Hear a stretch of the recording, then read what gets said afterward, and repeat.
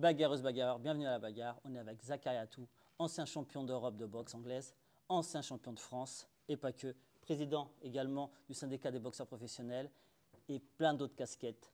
Quelqu'un en plus qui connaît très bien le MMA et on est là avec lui pour débriefer la soirée du 100% Fight avec entre autres ce fameux combat qui a vu affronter Parnasse à Franck Petitjean. On voit ça tout de suite avec monsieur Zakaria Atou. Merci. Merci à toi. C'est moi qui te remercie de m'accorder cette interview. C'est toujours un véritable plaisir d'être à tes côtés. Toi qui aimes tellement la boxe, lorsque tu vois ce combat, tu te dis tout de suite, ouais, ça hype, parce qu'en plus tu connais un peu Franck Petitjean, Oui, tu connais ça là aussi. oui. Toi, tu te dis, ouais, c'est un fight qui va intéresser le monde de la boxe. Oui, c'est un fight intéressant. C'est vrai qu'au début, quand ça devait être Cédric Vizeu qui devait être sur la carte, il n'a pas fait le combat, mais je pense qu'en soi, ils ont pas perdu au change. Franck Petitjean est un excellent boxeur aussi qui a arrêté, il y a très peu de temps la boxe. Donc non, non, c'est un combat qui, moi, sur le papier, en tous les cas, me donnait envie. On va commencer à analyser ce combat-là. Ma première question, c'est est-ce que lorsque tu vas combattre Parnasse, tu te dis, ce garçon-là, il a que 27 ans, c'est peut-être vieux ou pas pour la boxe. Est-ce que tu penses qu'il a un avenir en boxe? En tous les cas, il y a d'énormes qualités. Je ne le connais pas personnellement, je le vois un petit peu, je connais des personnes qui le connaissent dans le monde de la boxe. Et ça a l'air d'être un gros travailleur avec de grandes qualités. Moi, j'ai vu quelques sparring de lui sur Internet et non, non, il montre de belles choses. Donc, en soi, je trouve que c'est bien qu'il a envie de se tester dans un autre sport.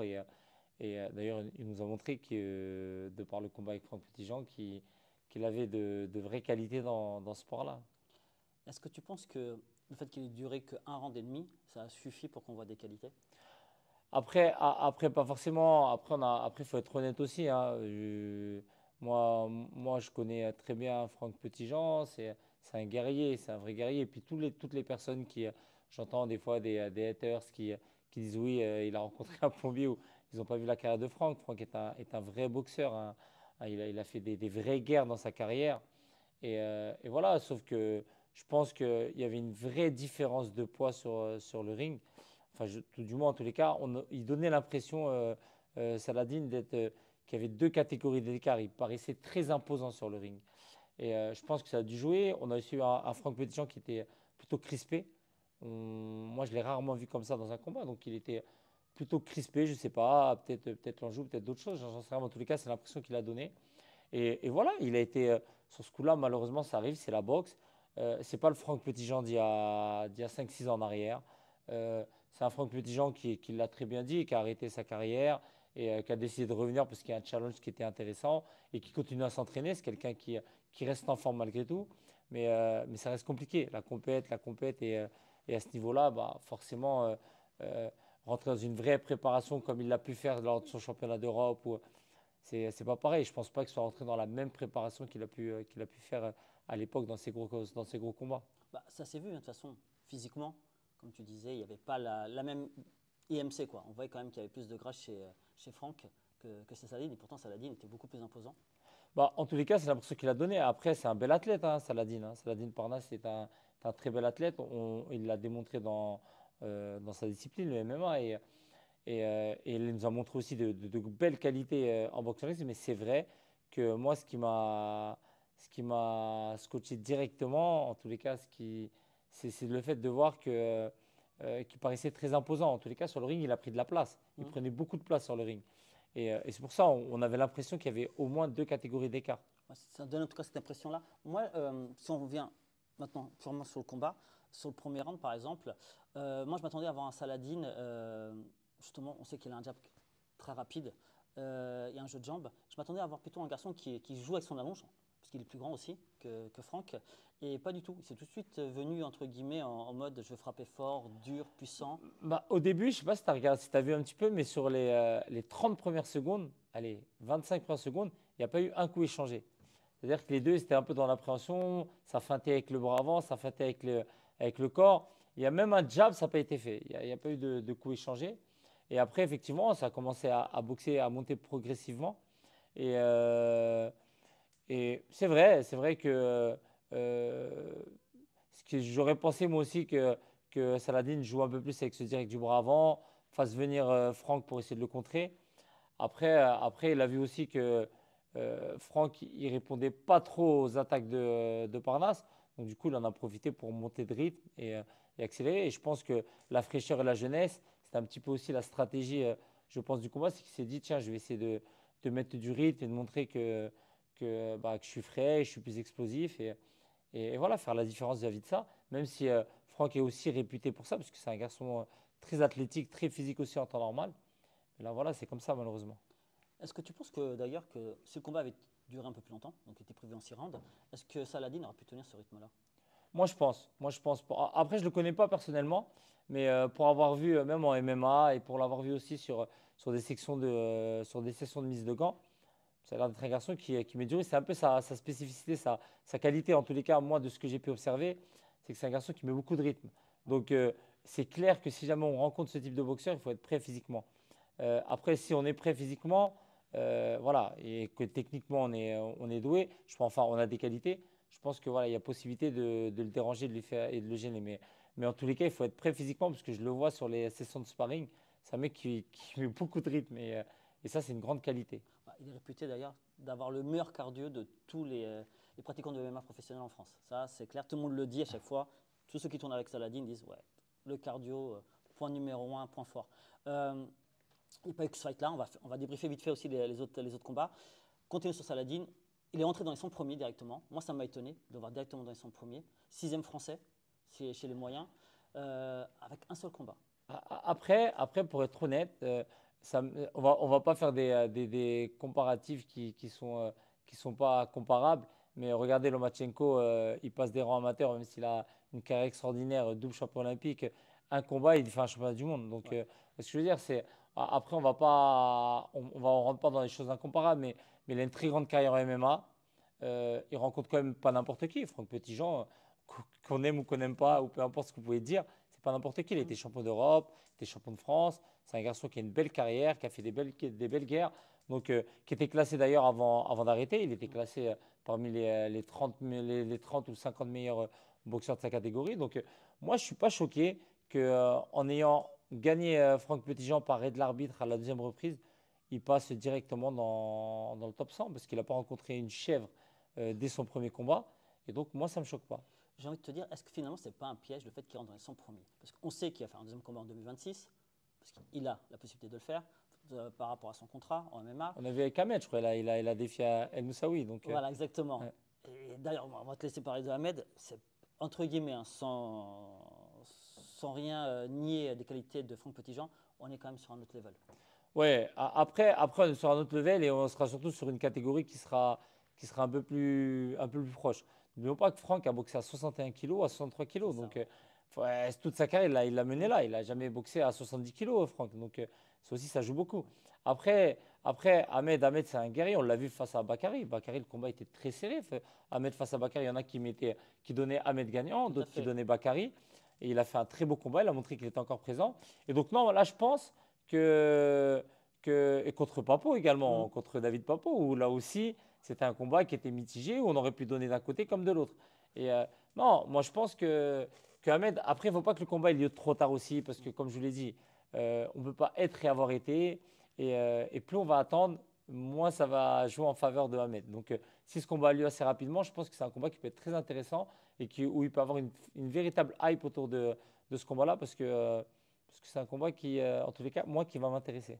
Parce que Ahmed, on l'a vu récemment justement contre Samaké, techniquement, C'est très propre, Ahmed. c'est très très fort. Ahmed, c'est très propre, c'est intelligent, c'est un garçon c'est un style totalement opposé à celui de Franck Petitjean, mais c'est un garçon technique, c'est un garçon qui a un crochet gauche Mm. qui fait très mal. Non, c'est un combat qui serait très intéressant. Mais est-ce que ce ne serait pas un bourbier pour Saladin? Parce que justement, quand tu combats contre Samaké, quelqu'un qui frappe au moins, sinon plus fort que Salah, qui a du coffre, qui vient de là, et tu vois, comme tu dis si bien, moi, si on m'avait dit Ahmed vainqueur, j'aurais pas créé au vol, hein, sincèrement. Ah oui, bien sûr. Donc je me dis, ouais, est-ce que finalement, c'est pas deux, trois, voire même trois marches au-dessus Bon, je ne suis pas sûr. Tu sais, Saladin Parnasse est un garçon qui aime les défis, il l'a dit lui-même. Et je pense que Je pense que non. Non, il a raison de se lancer ce défi-là. Il a tout gagné en MMA. Il a montré que c'était un véritable guerrier. Il a réussi à monter de deux catégories, à prendre deux ceintures au KSW. Non, c'est un mec qui est c'est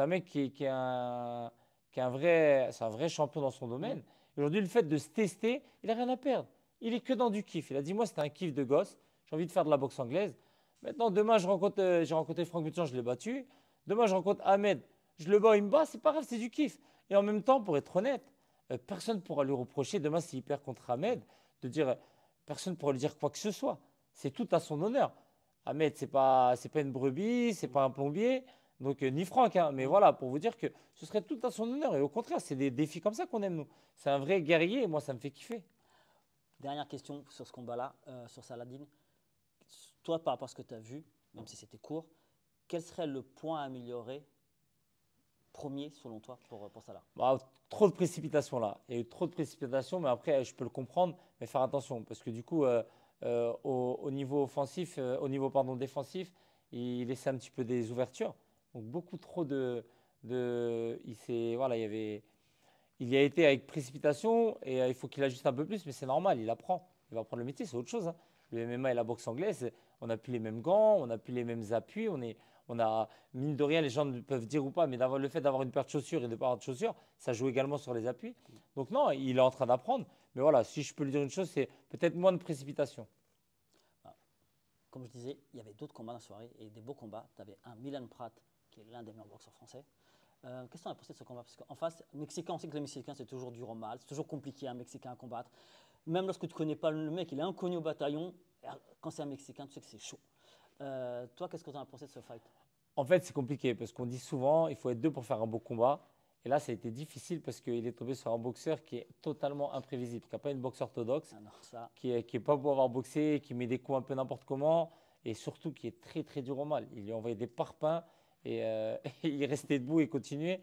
Et non, c'est des garçons où c'est compliqué. Moi, c'est des bourbiers ce type de boxeur parce que c'est imprévisible, ça boxe un peu n'importe comment et c'est dangereux. Donc, il a réussi, il a fait ce qu'il fallait, il s'en est sorti de la meilleure des manières, mais c'est vrai que c'était pas un cadeau.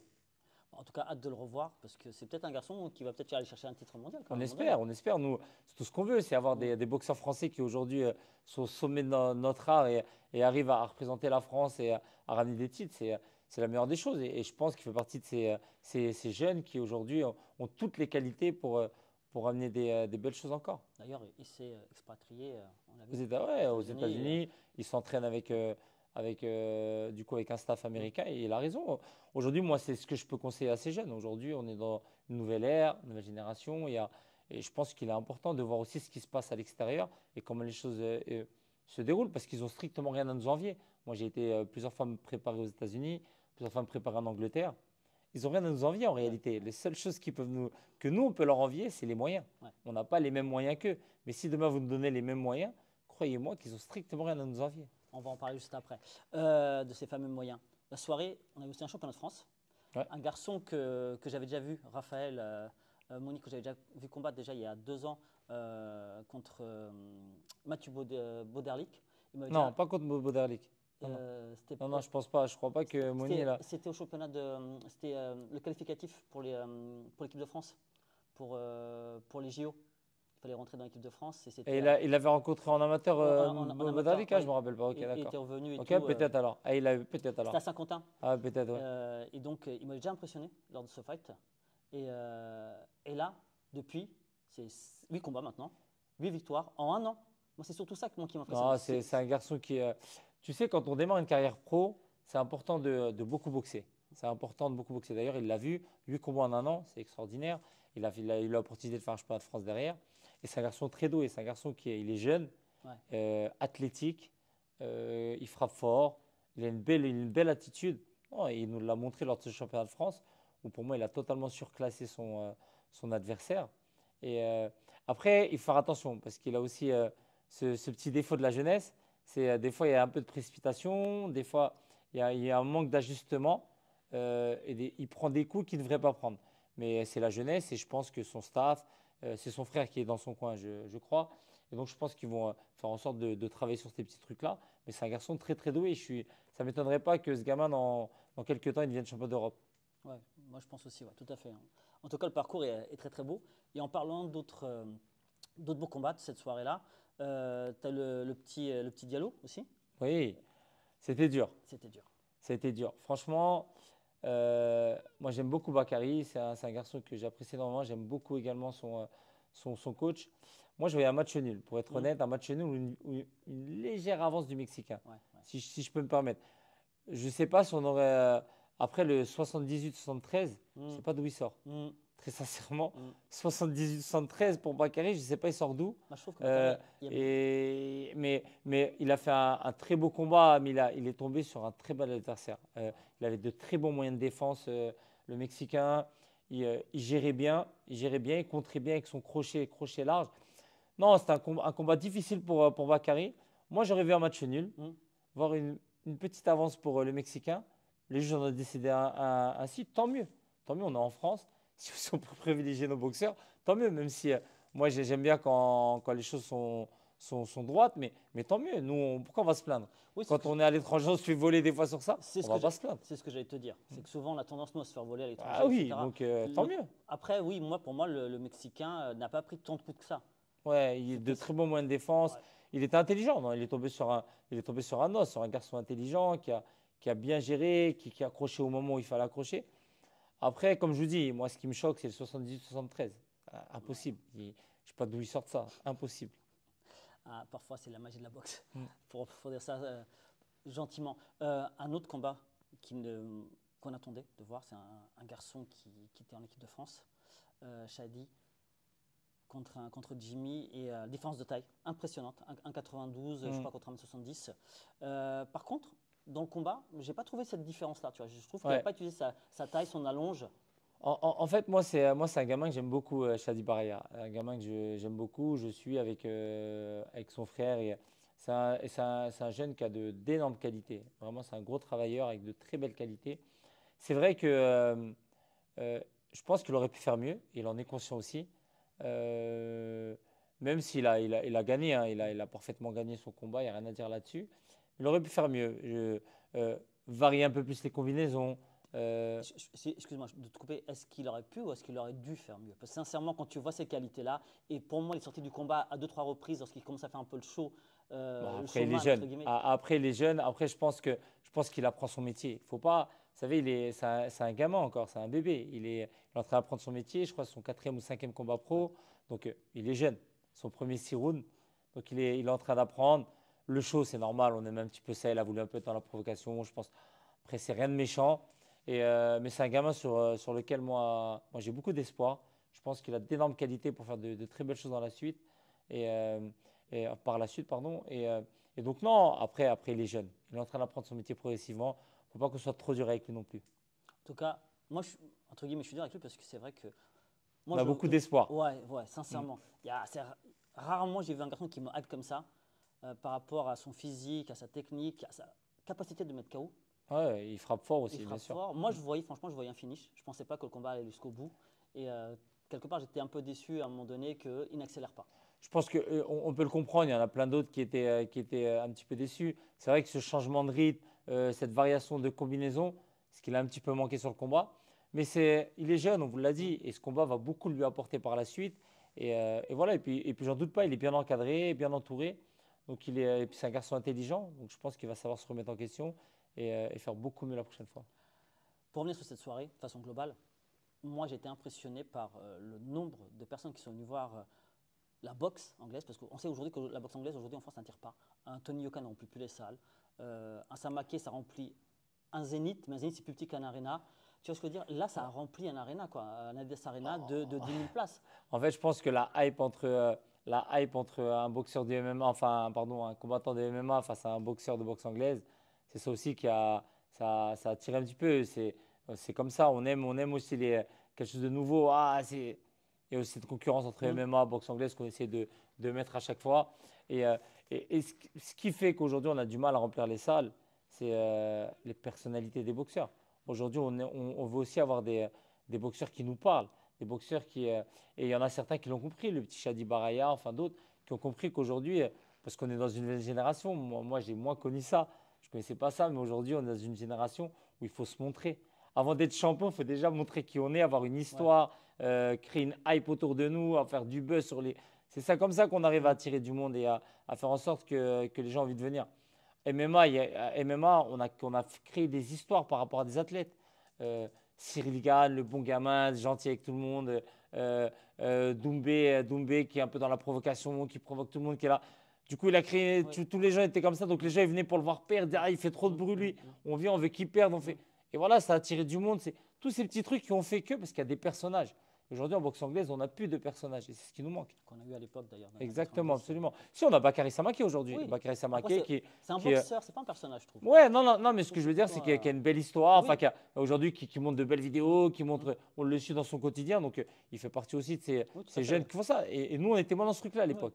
À l'époque, avant de se mettre sur un réseau, il Mm. fallait au moins que ce soit champion de France. Si on n'était pas champion de France, on avait honte de faire un shadow et de se Ouais. montrer sur le réseau. C'est notre manière d'être, c'est un peu notre mentalité à Mm. l'époque. Mais aujourd'hui, t'as des gamins, ils se font déjà en train de faire du shadow, ils n'ont jamais boxé, tu vois, ils sont déjà dans des trucs. Oui, tout à fait. Mais aujourd'hui, il faut réussir à créer un truc, à créer un personnage, créer une hype autour de soi de manière à fédérer et faire en sorte que les gens aient envie de nous voir. En tout cas, la soirée était magnifique. Hatch, Ouais.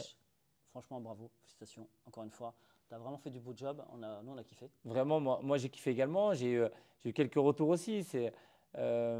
Après, pour sa première en boxe anglaise, même si ce n'est pas sa première organisation, parce qu'on se rappelle de lui à l'époque de 100% Fight à Japi, où c'était sur un ring, il faisait du MMA les tout premiers avant que les cages soient autorisées et tout ça. Mais non, il a fait quelque chose de bien. Il a valorisé les athlètes. Et ça qui est important. Faire de la valorisation des athlètes, en faire des stars. C'est vous les stars, je vous valorise, je vais vous chercher en van, je vous emmène à la conférence de presse, je vous emmène à l'hôtel. C'est important ça. Ouais. C'est la valorisation de nos athlètes. Et ça, il a su très bien le faire. Et un grand bravo à lui.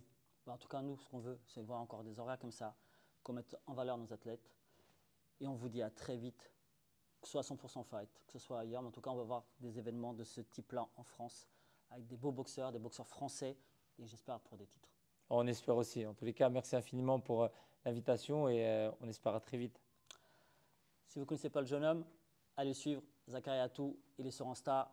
On mettra le lien en bas de la vidéo. Allez, à la prochaine, tchuss.